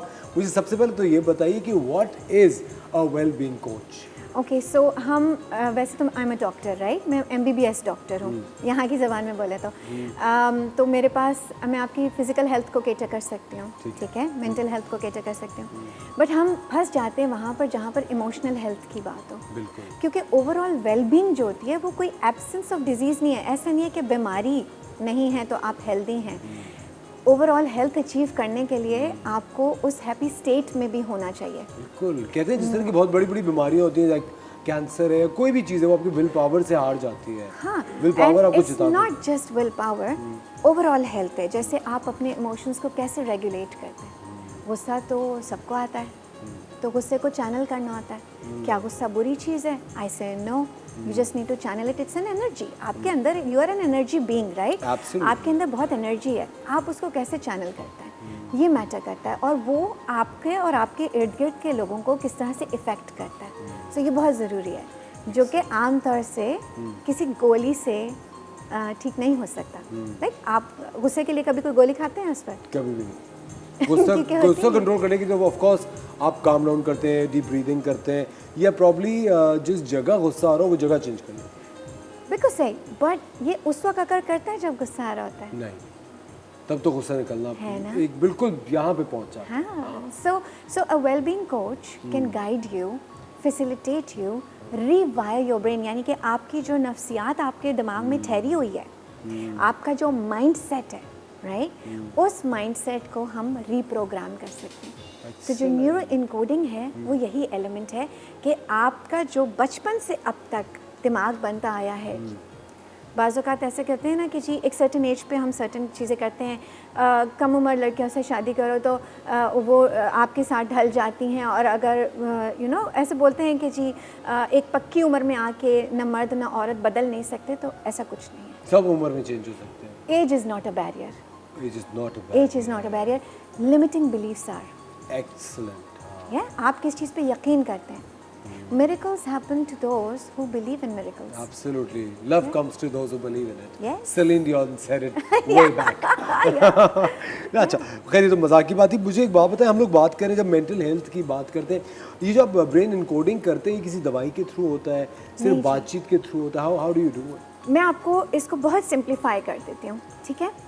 आप जब एक कोई सोच आपके दिमाग में आती है, तो वो सोच अल्फाज होते हैं और कुछ तस्वीरें होती हैं। या तो वो तस्वीरें वीडियो चल रही होगी, मैं आपसे कुछ भी पूछूं इस पर, साल पहले आप कोई इवेंट हुआ, किसी इवेंट में आप गए, आपके दिमाग में फ़ौरन आएगा कि ओ अच्छा, you will have some images, कोई तस्वीर आपके दिमाग में आएंगी, और कुछ अल्फाज आएंगे, और शायद कुछ आवाज़ें भी आएंगी, कोई चीयर कर रहा है आपको, कोई कॉम्प्लीमेंट कर रहा है, और उसके साथ साथ एक एहसास भी आएगा। ठीक है, कभी अगर हैप्पी इवेंट है तो अच्छा एहसास आएगा, अगर कोई सैड इवेंट है, किसी की पासिंग है, तो आपको दुख होगा, ग्रीव करेंगे आप, ठीक है? सो इमोशन ट्रिगर होता है, ठीक है, किससे? सोच से। सो अगर हम आपको सोचने का तरीका ऐसा सिखा दें जिससे कि आप एम्पावर्ड हों, आप अपने आप में बिलीव करें, आप प्रोसेस में बिलीव करें, तो आपको किसी चीज़ पे डिपेंडेंसी नहीं रहेगी, कोच पे भी डिपेंडेंसी नहीं रहेगी, दवा पे भी डिपेंडेंसी नहीं रहेगी। एम्पावरमेंट का तो असल मतलब यही है ना कि you are in control, you control your mind before your mind controls you. आप अगर एक बहते दरिया में कूदी मारें, ठीक है, आप जंप करें अंदर, तो आप उसके बहाव में बह जाएंगे अगर आप अच्छे तैराक नहीं हैं। और अगर आप अच्छे तैराक हैं और ओलंपिक्स वगैरह टाइप के तैराक हैं, तो आप उल्टी तरफ भी जा सकते हैं, अगेंस्ट द फ्लो जा सकते हैं। लेकिन जो ओलंपिक्स में लोग जाते हैं उनको भी कोच चाहिए होता है, Of course. Right? We all need coaching. Yes.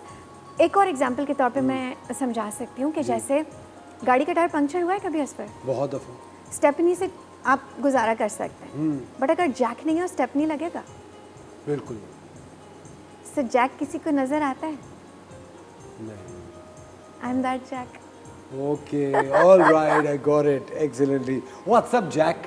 Why don't you hijack me? Don't hijack my brain.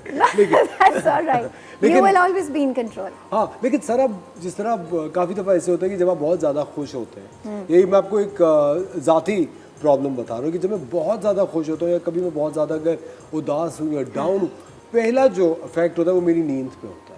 Yes. नींद गायब हो जाती है। Yes. If I am very excited, अगर मैं ट्रैवल कर रहा हूँ, कहीं जा रहा हूँ, ये कोई बड़ा प्रोजेक्ट है मेरे फेवरेट डायरेक्टर के साथ, तो मेरी ना नींदें उड़ जाती हैं और बाकायदा उड़ जाती हैं। और मुझे ये सोचने पे मैं मजबूर हो जाता हूँ कि भाई ये तो इतनी अच्छी चीज़ होने वाली है, तो why am I not relax, मेरे साथ ये क्यों हो रहा है? एक्साइटमेंट ज़्यादा होता है, एक्साइटमेंट ज़्यादा। ठीक है। जो आप जिस चीज़ की निशानदेही कर रहे हैं उसको बाज़ लोग इंसोम्निया बोलते हैं, ठीक है, बट इंसोम्निया की एक प्रॉपर डेफिनेशन है। नींद ना आना खाली इंसोम्निया नहीं है, ठीक है। जब आपकी नींदें उड़ जाती हैं, if you are in love या रोमांटिक कोई बात है तो अलग नींदें उड़ अलग एक्साइटमेंट का लेवल होता है। लेकिन let me give you some data also. तकरीबन 50% लोग जो इंसोम्निया सफ़र करते हैं उनका कोई ना कोई साइकोलॉजिकल या साइकाट्रिक इशू होता है, डायग्नोजेबल होता है, ठीक है। तो आपके पास मेडिकल कॉजेज़ आ जाते हैं, आपके पास लाइफस्टाइल कॉजेज़ आ जाते हैं, लाइक यू सेड, ट्रैवल करना, जगह का चेंज होना, एनवायरनमेंट अच्छी ना होना, गद्दा सही ना होना, तकिया सही ना होना, बहुत सी चीज़ें होती या हैं। एक खौफ होना कि यहाँ खटमल हो गए। एग्जैक्टली। सो फिर उसके बाद फिर ऐसे साइकोलॉजिकल इफेक्ट्स भी आ जाते हैं पे, किसी भी वजह से आपको एंजाइटी हो गई, नींद उड़ गई, किसी भी वजह से आप डिप्रेस हो गए, नींद उड़ गई। सो मेडिकल रीजंस अपनी जगह, नज़ला ज़ुकाम, स्टफ़ी नोज़, सांस नहीं आ रहा सही से, ठीक है। कुछ लोगों को एस्मा है, वो सही से लेट वो नहीं trigger हो पाते, जाता है। बैक पेन की वजह से सही से सो नहीं पाते, तो सो ना पाने के बहुत से रीजंस हैं, ठीक है। हर केस को आप उस तरह से देखते हैं, बट क्या हर केस के लिए दवा की ज़रूरत है? Not necessarily. पॉइंट आउट करना, डायग्नोसिस सही करना बहुत ज़रूरी है, इस बात के बारे में खुल के बात करना ज़रूरी है। अजम्पशंस आपको कभी हेल्प नहीं करते। आपसे क्या सवाल होने, the quality of questions you ask yourself, जो हम खुद से बात करते हैं, वो मैटर करता है। Absolutely. अगर आप लेकिन why मुझे- के loop में फंस लेकिन मुझे एक जाएंगे- बात बताएं सर, बहुत सारे लोग हैं including myself, a lot of people, you know, even if they are doing well in their lives, अच्छा कर रहे हैं, सब कुछ सही है, फिर भी एक सेल्फ डाउट रहता है। The self-doubt is another thing that is an emotional thing that needs regulation. Why are you doubting yourself? You have so many things to be grateful for. Like आपकी success, you build success on success. Absolutely. ठीक है, but हम कितनी दफ़ा पीछे पलट के देखते हैं, हमें बुरे इवेंट्स ज़्यादा याद रहते हैं, हमारा फोकस उन पर जाता है, हम दुखी ज़्यादा हो जाते हैं, है ना, बनिस्बत खुश हो। बनस्बत खुश होने के। तो आपके ब्रेन को ट्रेन करना, just like you train your muscle, ठीक है, brain is a beautiful muscle that you can train. You just need to know how, and the coaches give you the how for it. जहाँ तक आपने insomnia की बात की, हमने causes के ऊपर बात की। अगर कॉज आइडेंटिफाई हो जाता है तो उसको बहुत आराम से डील किया जा सकता है, बट बाज़ औक़ात हम खुद बेवकूफ़ी करते हैं, और वो बेवकूफ़ी क्या होती है, जैसे हमने रात को कॉफ़ी पी ली, चाय पी ली, तो नींद तो आएगी नहीं। नींद भाग जाएगी ना, या फिर हम दिन भर सोए और अब हम रात को सोने की कोशिश कर रहे हैं, क्यों आएगी नींद? You have taken your sleep. I would like to say कि ये पता होना चाहिए कि 7.5 घंटे नींद चाहिए for your body to release hormones in the best way possible. Alright, आप एक केमिकल बीइंग है, ऑफ कोर्स, आपका ब्रेन एक केमिस्ट्री है ना आपके ब्रेन की, course. बॉडी केमिस्ट्री अलग है, बट वो भी वही है जो केमिकल्स हम रिलीज़ करते हैं। असर आपने सुना होगा एक्साइटेड काम करने में डोपामीन रिलीज़ होती है, ठीक है।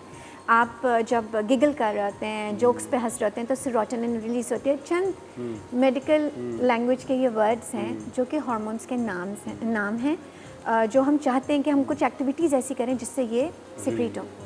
एक और हार्मोन है कॉर्टिसोल, ये स्ट्रेस हार्मोन है। स्ट्रेस किसको नहीं होता असल? सबको होता है। सबको होता है, राइट। सो क्योंकि स्ट्रेस सबको होता है, सब उसको एक्सक्यूज़ ज़रूर बना लेते हैं। कितने लोग उस पर काम करना चाहते हैं? अगर आप स्ट्रेस्ड हैं, आपको नींद अच्छी कैसे आएगी? सो क्या करना होगा? उसको आइडेंटिफाई करना है, उसको सबसे सॉल्व करना है, पहले। अनटैंगल करना है उस प्रॉब्लम को। Exactly, very right. Exactly quote. मुझे एक चीज़ समझ में नहीं आती, you speak so well sir, कसम से यू स्पीक सो वेल। मुझे तो लग रहा है मैं अपने किसी थेरेपी सेशन में इस वक्त बैठा हूँ, अपनी ब्रेन की थेरेपी कर रहा हूँ। श्योर आप लोगों को भी यही एहसास हो रहा होगा। और I think you know we all need life coaches, क्योंकि हमारा जो ब्रेन है उसको ट्रेन नहीं करते, and it's a muscle which can be trained. और अगर आप अपने मसल को ट्रेन कर लें और अगर आप अपने इमोशंस को कंट्रोल कर सके, अपने दिमाग को कंट्रोल कर सके, तो आप मेरे ख्याल से आप क्या से क्या अचीव कर लेंगे। बहुत दफ़ा ऐसा ऐसा होता है कि आई थिंक एक्सटर्नल फैक्टर्स बड़े होते हैं जो आपको रोक के रखते हैं। बहुत सारे लोग हैं जो कि आई थिंक दूसरे मुल्क जाके करियर बनाना चाहते हो लेकिन फैमिली की वजह से नहीं जा सकते। पता नहीं फैमिली का क्या होगा। एक तो ये प्रॉब्लम, वरीज एग्जैक्टली। और फिर आपको पता है अभी बिजली के बिल की वजह से कितने लोग स्ट्रेस्ड आउट हैं आजकल। पानी के मसले, बारिश के मसले, यू नो द मसले हमारे मुल्क का, अगर हम इस खत्ते की बात करें, दे आर एंडलेस। और आई थिंक ये external factors of course they add a lot to your cortisol as you call it, ठीक है ना। ये मसले मसाइल, मुझे लगता है कि कभी कभी आप बड़ा हेल्पलेस महसूस करते हैं कि कैसे निकलेंगे इससे। So helplessness is a feeling, being stuck is a feeling. Stuck in a rut. किसी ने आपको बेड़ियां नहीं डाली हुई, you are not a tree, ये स्टक हियर, ठीक है। So again detangling of thoughts, specific हो जाएं, what exactly is holding you back, ठीक है। ज़हनी सुकून उससे आ जाएगा, एटलीस्ट आप सेल्फ अवेयर हो जाएंगे। सेल्फ अवेयरनेस में भी ये है कि you are not regulating it. आप अभी अवेयर हुए हैं, देखो मेरे साथ ये प्रॉब्लम हो रहा है, क्या आप खुल के उसके बारे में बात कर सकते हैं? हमारे यहाँ तो बहुत शाइनेस है ना। हमारे यहाँ ये भी है कि ओ अच्छा अम्मा पापा को बताएं नहीं बताएं, they are not trained professionals, right. माँ बाप आपके ट्रेन प्रोफेशनल्स नहीं है, वो आपको सपोर्ट दे सकते हैं बट वो आपसे सिंपथाइज कर जाएंगे। अब सिंपथी और एम्पैथी में फ़र्क है सर, ठीक है। Empathy does not make you feel like a victim, sympathy does. Yes, and we don't want pity. I don't want pity, कसम से। ठीक है। सो क्या तरीका होना चाहिए? आप जब सेल्फ अवेयर हो जाएं तो आप सेल्फ रेगुलेशन की तरफ देखें। आपको जैसे आपने फिर पहले बोला कि जब बहुत ज़्यादा एक्साइटमेंट होती है तो भी नींद उड़ जाती है, जब बहुत ज़्यादा उदासी होती है तो भी नींद उड़ जाती है। Something that I teach my clients is that जब आपके इमोशंस हाई होते हैं, चाहे वो अच्छे हों चाहे वो बुरे हों, जब आपके इमोशंस हाई होते हैं तो इंटेलिजेंस लो हो जाती है। So there has to be a very delicate balance. You are on a seesaw, आप एक झूले पे हैं, आप अपने आप को बैलेंस करें ना। आप अगेन वही बात, दरिया में कूदेंगे बगैर तैराकी सीखे तो आप उसी के बहाव के साथ जाएंगे ना। देखिए इस पर चैलेंजेस सबको होता है, बिल्कुल सही। आपके चैलेंजेस अलग होंगे, मेरे चैलेंजेस अलग होंगे। 100%. I am a mom, Of course. ठीक है, 2 बच्चे मेरे। I have been a yelling mom. अब मैं in this point in time for the last 5 years I teach people how not to be a yelling mom, how to manage their anger. Why? But I'm sure you go through all these emotions in your life. Of course, also. I'm a गुस्सा, human, yes. Of course, मतलब कि गुस्सा भी I आता just होगा, know how to manage it. irritation भी होती होगी कभी-कभी, you know, you feel helpless बिल्कुल, also. बिल्कुल। Helplessness brings your energy down. But what makes you hopeful? Why are you not focusing on something that makes you hopeful? अगर हमारे सामने एक प्रॉब्लम है ना और वो प्रॉब्लम यहाँ से हम देखें, what will happen Asfar? Wherever सिर्फ I वही नजर turn, आएगी। I will see the problem only. पर अगर मैं ये कहूँ कि Asfar प्रॉब्लम को यहाँ रखें, अब यहाँ क्या है? ये सब नजर आ रहा है। Solutions है ना? At least you are open to solutions. All you have to do is put in लेकिन सर action. मुझे तो ना जब भी मैं फ्लाइट्स लेता हूँ तो मुझे बड़ी एंजाइटी होती है। I feel so helpless. When there's turbulence, I feel helpless. मुझे लगता है अब तो मैं कुछ नहीं कर सकता। Because आप फोकस किस पे करते हैं? Crash. है ना? हाँ। You're imagining the worst, which is not going to happen. 99.9% of the times, it's not going to happen. Is it worth putting your energy there? I think that. मैं फिर ये सोचता हूँ, तो what is the alternative, what is it that you can do differently? think about all the good plans that I've made. आप अभी response करें ना करें, but that is the right question to ask, what can I do differently? I get paid to ask the right questions as well, ठीक है?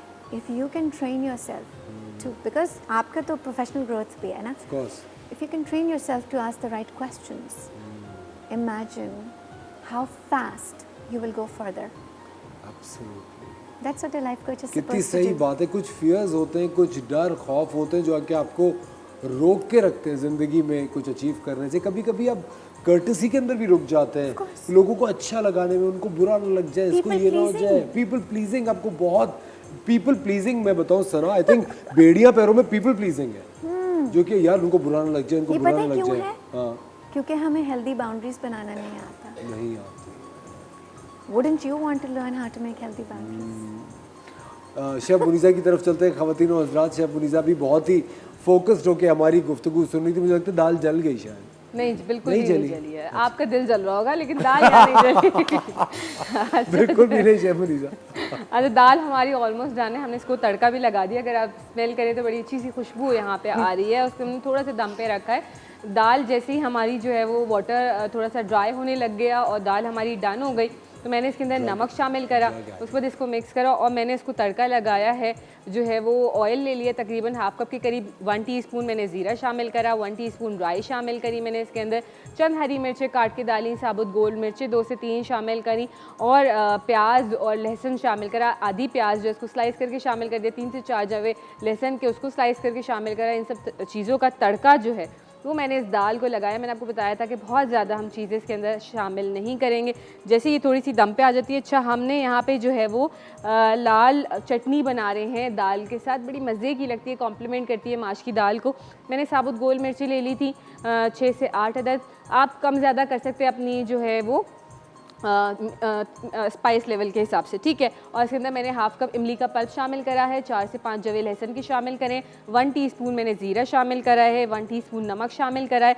नमक आप कम ज़्यादा कर लीजिएगा अपने फ्लेवर्स के हिसाब से। और इन सब चीज़ों को मैं ब्लेंड कर लूँगी।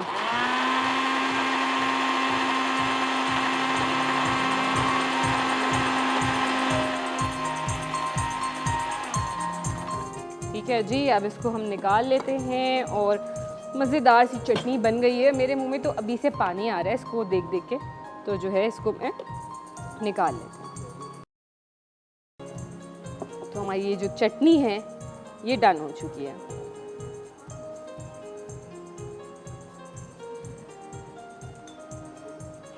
अच्छा, इसको हम हटा देते हैं, थोड़ा सा मैस क्लियर कर दें। और जो है अब हमारी जो दाल है उसको हम जो है वो हांडी के अंदर सर्व करेंगे। बहुत मज़े की दाल लग रही है। अच्छा, दाल हमारी डन हो गई है। मैं इस वक्त इसकी फ्लेम ऑफ कर रही हूँ और इसको जो है इसके ऊपर मैं जो है वो छिड़कूँगी पिसा हुआ गरम मसाला, ठीक है, 1 टेबल स्पून के करीब, ठीक है। और साथ साथ इसके ऊपर हम छिड़केंगे थोड़ा सा जो है वो चाट मसाला, तकरीबन हाफ टेबल स्पून के करीब। और इसके ऊपर जाएगी कसूरी मेथी। इसको हम रब करते हुए इस तरीके से इस पर ऐड करेंगे, ठीक है। और कुछ ग्रीन चिलीज़ के साथ हम इसको गार्निश करेंगे। अच्छा, इसको हम मिक्स कर लेते हैं, उसके बाद हम जो है इसको उसमें निकालेंगे ताकि तमाम फ्लेवर्स एक दूसरे में मर्ज हो जाएं, मिक्स हो जाएं, ठीक है। अब हम इसको जो है वो हांडी में डिश आउट करें। थोड़े से ट्रेडिशनल लगना चाहिए है। जो है जब इस तरह की देसी चीज़ें बनती हैं तो मुझे पर्सनली मिट्टी के बर्तन बहुत पसंद है, तो मैं कोशिश करती हूँ कि हमारी देसी चीज़ें जो हैं वो उन्हीं में सर्व करी जाए, ठीक है। तो ये इस तरीके से हमने दाल जो है वो निकाल ली,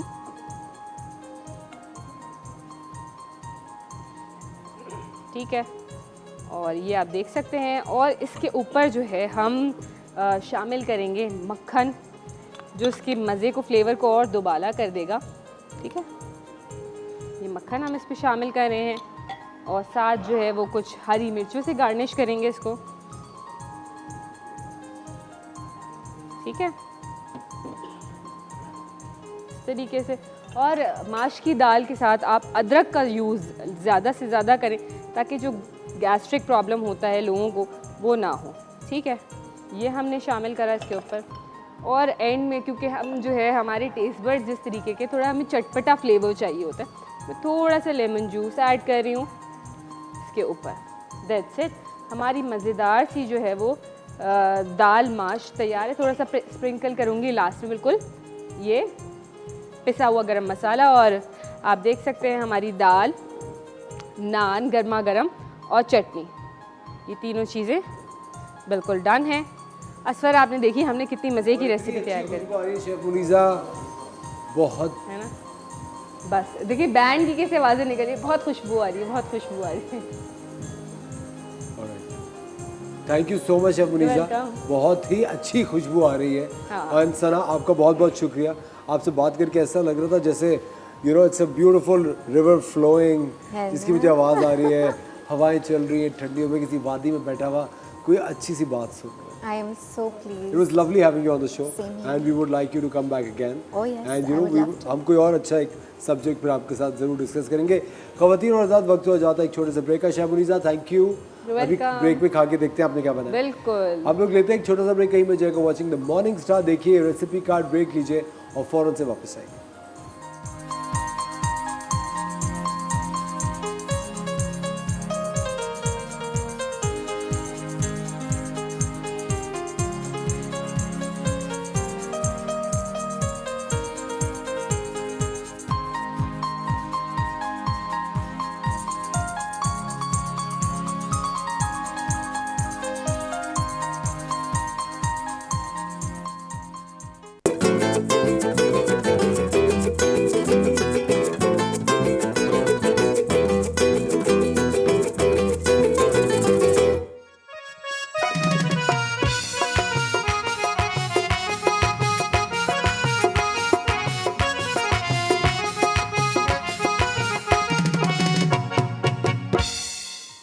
ख़वातीन और हज़रात, एक बार फिर आपको शो में खुशामदीद कहते हैं। हमें ज्वाइन किया है इमरान उल हक कल्याणी साहब ने और उनकी साहबजादी अफीफ़ा इमरान ने, और ये दोनों किसी भी तारुफ के मोहताज नहीं है। अस्सलाम वालेकुम सर। वालेकुम अस्सलाम व रहमतुल्लाहि व बरकातहू। Good morning. सुबह अल खैर। सुबह अल खैर। अस्सलाम वालेकुम अफीफ़ा, कैसे हैं आप? खैरियत से? ठीक ठाक है। सबसे पहले तो डॉक्टर साहब, एक मैं चाहता हूँ ये कि कुछ चंद एक सवालात हैं जो पिछले एक हफ्ते से हमारे पास आए हैं, हम पहले उन्हें एड्रेस कर दें, क्योंकि बहुत सारी ऐसी ऑडियंस है जो कहते हैं कि हमारे सवालात इग्नोर हो जाते हैं उनकी डिस्कशन में, तो उनसे माजरत। लेकिन आज हम वो सवालात आपकी नज़र कर रहे हैं, उनके जवाब। अच्छा, ये ताहिर साहब ने डेरा गाजी खान से पूछा, किसी से अपने पैसे वापस निकलवाने के लिए कोई वजीफ़ा बताएं। बिस्मिल्लाहिर्रहमानिर्रहीम। कर्ज़ा वापस लेने के लिए या कहीं भी रकम फंसी हुई वो वापस लेने के लिए, या किसी गुमशुदा या किसी नाराज़ हुए जाने के वापस बुलाने के लिए, तमाम चीज़ों के लिए वजीफ़ा है। सूरह वस्समाए वत्तारिक की आयत है, तकरीबन मेरे ख्याल से आठवें नंबर की आयत है, इन्नहु अला रजइही लक़ादिर, कि बिलाशुबा अल्लाह ताला उसको लौटाने पर कादिर हैं। तो ये आयत के मीनिंग ऐसे हैं कि इसको जिस साइंस से भी हम इस्तेमाल कर रहे हैं, साइंस में सोच के, इंशाअल्लाह उसकी बरकत से हमारे पैसे भी लौट आएंगे, कोई नाराज़ होकर चले गए वो भी वापस आ जाएगा। और इसी तरह अगर हम पर नज़र लगी हुई है, उस नज़र को पलटाने के लिए भी है कि नज़र जादू को हो गया तो इन्ना अला रजिल कादिर, कि अल्लाह पाक इसको पलटाने पर कादिर है। इस आयत को किसी भी नमाज के बाद 41 मरतबा पढ़ लिया जाए। अब जो भी नियत हो आपकी, वो इंटेंशन अपनी रखें, उसकी बरकत से इंशाअल्लाह अल्लाह पाक को काम करा देंगे। अच्छा, शौकत साहब ने रहीम या खान से पूछा है, अच्छी सेहत के लिए वजीफ़ा बता दें। पिछले 4 साल से तबीयत ख़राब है लेकिन डायग्नोज नहीं हो पा रहा है कि क्या तबीयत ख़राब है, कभी बुखार चढ़ जाता है, कभी उतर जाता है। डॉक्टर्स ने तकरीबन जवाब दे दिया, इनकी उम्र 74 साल है।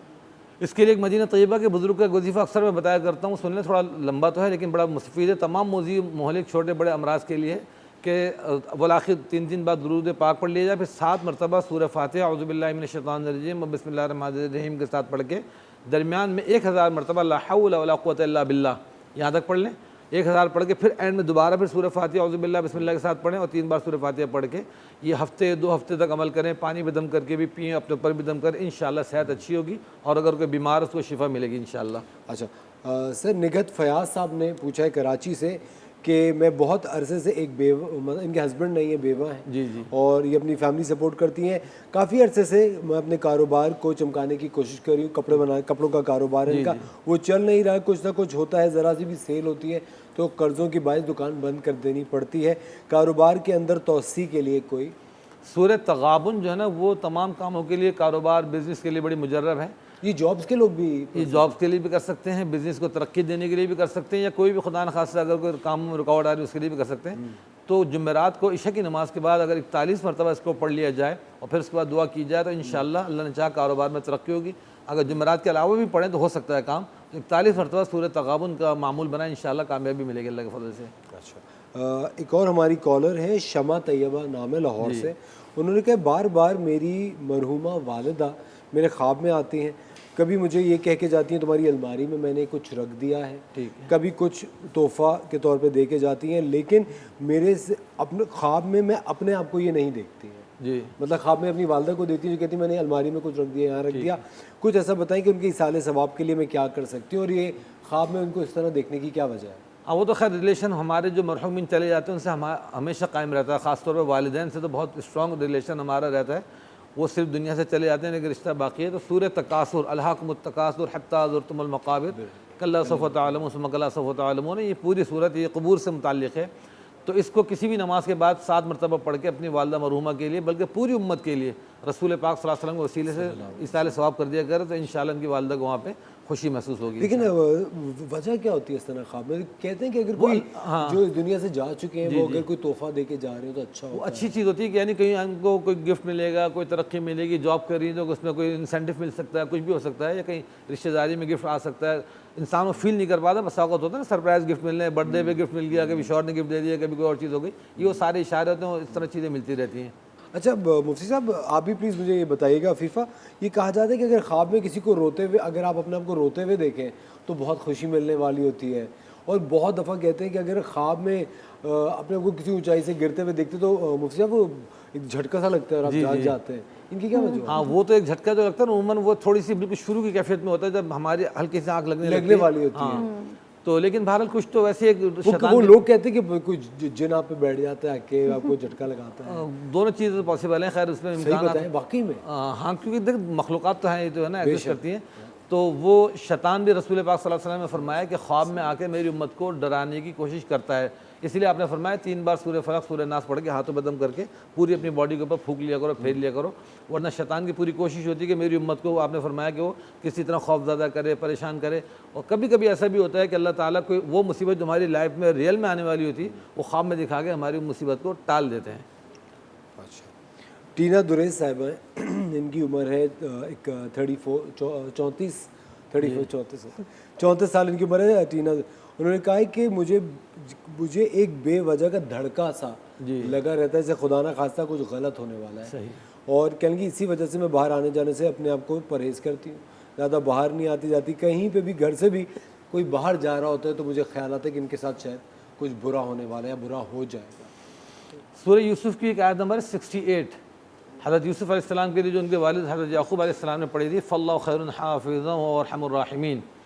इस आयत नंबर 68 को अगर 68 ही बार पढ़ लिया करें, किसी भी नमाज के बाद पढ़ लें या जब उनको फुर्सत मिले पढ़ लें, या कोई घर से बाहर जा रही हैं ख़ुद या कोई बच्चा जा रहा है उस पर 3 मरतबा पढ़ के फूंक दें, इंशाअल्लाह अल्लाह पाक हिफाजत फरमाएंगे।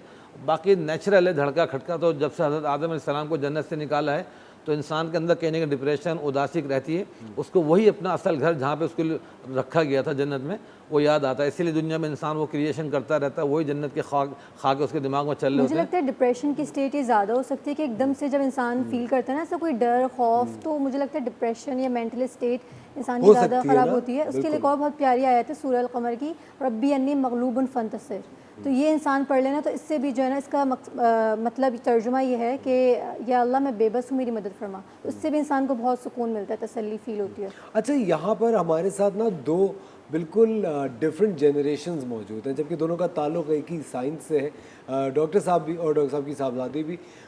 एक बहुत काफ़ी सारे लोग हैं मुझसे अग्री करेंगे कि एक पूरी कौम है डॉक्टर साहब जो कि हर छोटी मामूली बात पे भी कहती है हम पे जादू हुआ है या जिन के असरात है, ठीक है। और यहाँ पे यूथ बैठी हुई है, जिस तरह भी इन्होंने इस बात का तज्जिया किया, यूथ कहती है कि ये एक दिमागी कैफियत है या डिप्रेशन है, और ये एक मैं आपको बताऊं एक ट्राइड एंड टेस्टेड बात है कि काफ़ी अरसे तक एक बीमारी होती है हिस्टीरिया, जिसमें दौरे पड़ते हैं, दिमागी बीमारी है हिस्टीरिया, नर्वस सिस्टम की बीमारी जिसमें दौरे पड़ते हैं, और बहुत सारे लोग उसको समझते रहे कि ये जिन्नात पे आ गए, हाल आ गया। आप मुझे एक बात बताएं, आजकल के दौर में मुफ्ती साहब, जहाँ पानी आपको इतनी मुश्किल से मिलता है कंटेमिनेटेड, आपके ख्याल से आज के दौर में भी जादू टोना और ये जिन्नात वगैरह हामिल होते हैं, लोगों पे हाइल होते हैं? ये तो देखें, इंसान जब तक है जहाँ तक है साथ में रहेंगे, लेकिन ये बात है कि हर जगह इन्फ्लुएंस इनका नहीं हो सकता। अगर इंसान पाक साफ रहता है, पढ़ता लिखता रहता है, दुआएं पढ़ता रहता है, तो अल्लाह पाक उनके शर से बचाते हैं।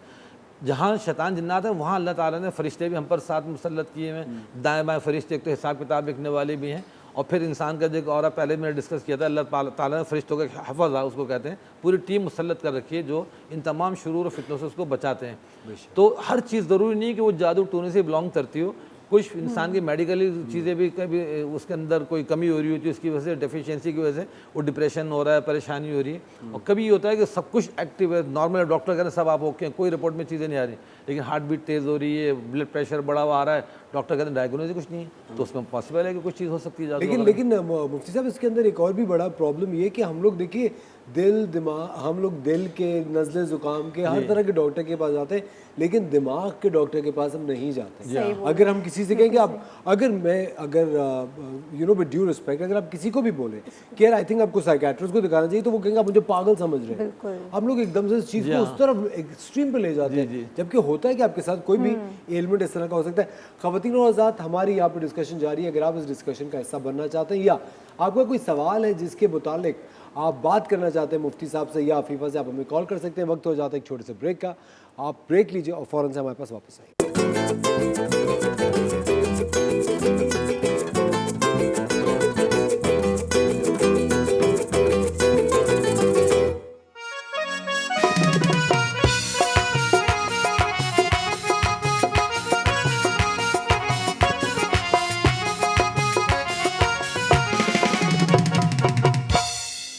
ख़वातीन और हज़रात, हम आपको खुशामदीद कहते हैं द मॉर्निंग स्टार में। एक बार फिर हमारे साथ डॉक्टर इमरान हक कल्याणवी साहब मौजूद हैं और अफीफ़ा इमरान भी यहाँ मौजूद हैं, और आज हम एक जनरल डिस्कशन कर रहे थे। अभी मुझसे साहब, अभी मैं एक ज़ाती आपसे चीज़ पूछना चाहता हूँ जो कि यकीनन बहुत सारे लोगों के साथ होती होगी।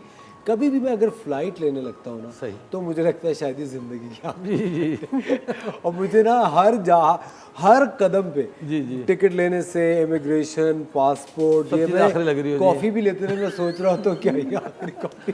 ये तो देखिए, ये तो मैं ऑफकोर्स एक मजाकन आपको ये बात बता रहा हूँ, बट ये एक बहुत सारे लोगों के साथ आपके साथ भी यही होता है। सही बताएं, वाकई में बिल्कुल होता है। अल्लाह जन्नत नसीब फरमाया। जुनैद भाई जमशेद रहमतुल्लाह अलैह, ऐसे जो वाक़यात हुए ना, फिर पिछले 2 रमज़ान पहले जो हमारा जहाज़ गिरा था एयरपोर्ट के पास, तो बहुत सारे इंसिडेंट ऐसे हुए हैं कि इंसान समझता है कि पता नहीं मैं जो इतनी वो कर रहा हूँ सारी एक्टिविटी, अब ये कोई लास्ट तो नहीं है। बहुत से लोग तो बेचारे वसीयत करके निकलते हैं, फ़ाइल वाले बता के मेरे घर की फ़ाइल ये, फ़लाँ की फ़ाइल ये। ऐसे भी दोस्त मैं जानता हूँ कि यहाँ से अगर थोड़ा किसी सिटी भी जा रहे हैं तो इतना पूरा बता के बेगम को कि भाई ये फ़ाइल है, ये घर की चीज़ है, वो कलमा कलाम पढ़ के निकलते हैं। और डर खौफ एक अच्छी चीज़ है कि अल्लाह से डरते रहना चाहिए, लेकिन इतना भी डरना हो कि ट्रैवल का इंसान एंटरटेन ही नहीं कर पाए उसको।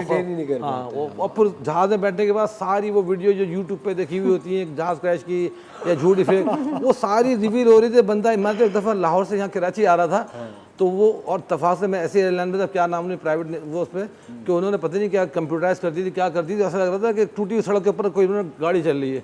अच्छा, मैंने वहाँ से 2-3 दफ़ा सलात तस्बीह पढ़ ली, जहाज़ में बैठे सीट के ऊपर, और सारी पढ़ ली, मेरे होंठ खुश्क हो गए, जहाँ के थक गया कि ज़मीन नज़र आए।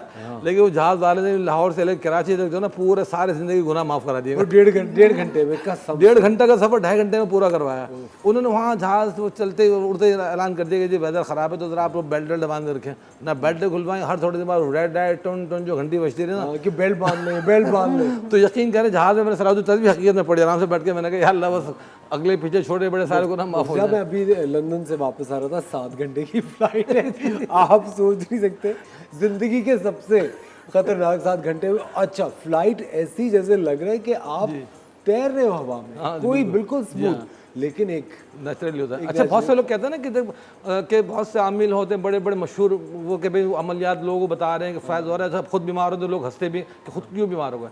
भाई ये तो एक नेचुरल है, ये तो वो भी इंसान है। जो भी वजीफे बता रहा है, मैं बता रहा हूँ, कोई बड़े आलिम बता रहे हैं, तो वो इंसान को शुगर भी हो सकती है, हार्ट अटैक भी हो सकता है, वो भी हो सकता है। जनाब नबी करीम सल्लल्लाहु अलैहि वसल्लम मुक़द्दस तरीन हस्ती, आपने सारी दुआएं बताई, लेकिन ज़िंदगी के हर मरहले से आप गुजरे, आपके दंदान शहीद हुए, आपके लहू मुबारक भी निकला, और आपको मुख्तलिफ दुआएं बीमारी की भी आपने बताएं, अपने नवासों का आपको बुखार हुआ, आपने उन पर दम किया, तो ये चीज़ें नहीं कि अगर कोई वजीफे बता रहा है वो उन चीज़ों से बिल्कुल मुबर्रा, उसको कुछ नहीं होता, वो सब उस ट्रॉमा से भी गुजरता है, उस खौफ से भी गुजरता है इंसान। बिल्कुल वही इंसानी हर तो कैफियत सारी होती चीज़ें है। फितरियत होती हैं। लोग उस वक्त कह रहे थे भाई दूसरों को तो वजीफे बता रहे होते हैं, खुद देखो ऐसे।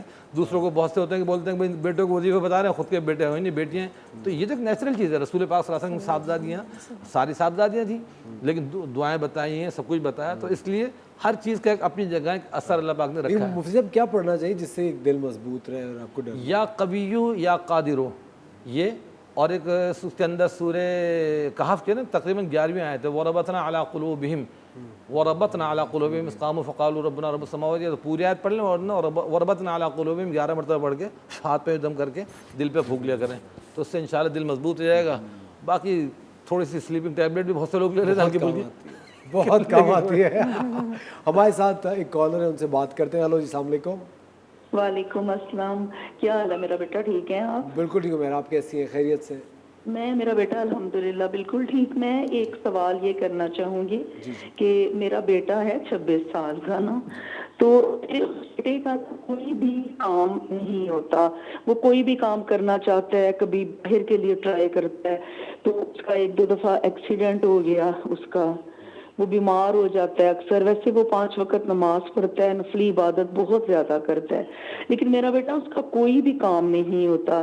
तो मैं ये पूछना चाह रही थी कि उसके लिए कोई वजीफा बता दें कि उसके रुके हुए काम होना शुरू हो जाएं। जी ज़रूर, आप ऑनलाइन हमारे साथ रहिए। अभी मुफ्ती साहब को वजीफा बता दें। बहुत शुक्रिया। हाँ, सूरह फातिहा जो सूरह शिफा भी है, तो ये रोज़ाना सुबह शाम जब भी मौका मिले 7 मरतबा सूरह फातिहा ये पढ़ के बच्चे पे दम कर दें, पानी में दम करके पिलाएं, इंशाअल्लाह अल्लाह ताला शिफा अता फरमाएंगे। कम से कम 40 दिन इस अमल को जारी रखें तो अल्लाह ने चाहा शिफा मिलेगी इंशाअल्लाह। अच्छा, ये तस्नीम साहिबा ने एक चीज़ पूछी, मैं चाहता हूँ कि अफीफ़ा आप इस पर ज़रा रोशनी डालिए। मेरी बेटी है 16 साल की और इस वक्त मेडिकल की स्टूडेंट है इनकी बेटी। कह रही है वो एहसास बर्तरी का शिकार है, चूँकि वो एक मेडिकल स्टूडेंट है और ये जो खातून तस्नीम साहिबा में लग रही है इन्होंने इतनी तालीम हासिल की नहीं है, तो ये एक एहसास से बर्तरी में रह के एक अजीब सा रवैया अख्तियार करती है बाकी फैमिली के साथ। उसकी क्या वजह हो सकती है? आजकल वही ना कि हम लोग एजुकेशन क्या हो गया, हमारे कपड़े क्या हो गए, हमें पता नहीं क्यों एकदम से हम लोग सोचे समझे बगैर जो है हमें ऐसा फील होने लगता है कि हम लोग शायद हमारी एजुकेशन सबसे अच्छी है।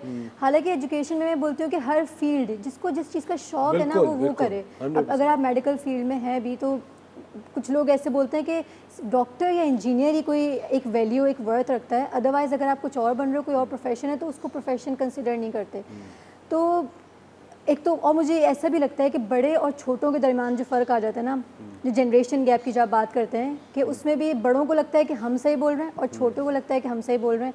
हालांकि हदीस में है कि बड़े जो हैं वो छोटों की बात की रिस्पेक्ट करें क्योंकि उनके गुनाह उनसे कम है, और छोटे जो हैं वो बड़ों की बात की रिस्पेक्ट करें क्योंकि बड़ों की जो नेकियां हैं वो छोटों से ज़्यादा हैं। तो दोनों की एक दूसरे की बात की एक तो वैल्यू रखनी चाहिए। और आज हम अपनी चीज़ों पे इतना करते हैं, अपनी एजुकेशन पे, नॉलेज पे और अपने कपड़ों पे, हर चीज़ पे आपने देखा, और हम एक एक चीज़ का कितना ख्याल रख रहे होते हैं, अपने चीज़ों को संभाल के रख रहे होते हैं, लेकिन आपको अपने कल का कुछ नहीं पता। आपकी सारी चीज़ें यहाँ दुनिया में ही आपको छोड़कर जानी है। लेकिन अफीफा मुझे बताएं इसकी वजह आपको क्या लगती है? कि क्या आपको लगता है कि सोशल मीडिया की वजह से ऐसा होता है? आपको लगता है कि ओवरऑल माहौल ही अब बदल चुका है? माहौल बदल चुका है। मुझे लगता है माहौल और सोशल मीडिया ने सबको ऐसा बना दिया है, एक कॉन्सेप्ट बना दिया है कि हम जो है ना, मतलब सबसे आला बढ़कर, अगर उसने ऐसा किया है ना तो मैं उससे बढ़कर कुछ ऐसा करूं कि मतलब पूरे खानदान में मेरी ये रेस में हम लग चुके हैं ना कि कौन आगे बढ़ेगा, कौन जीतेगा ये रेस।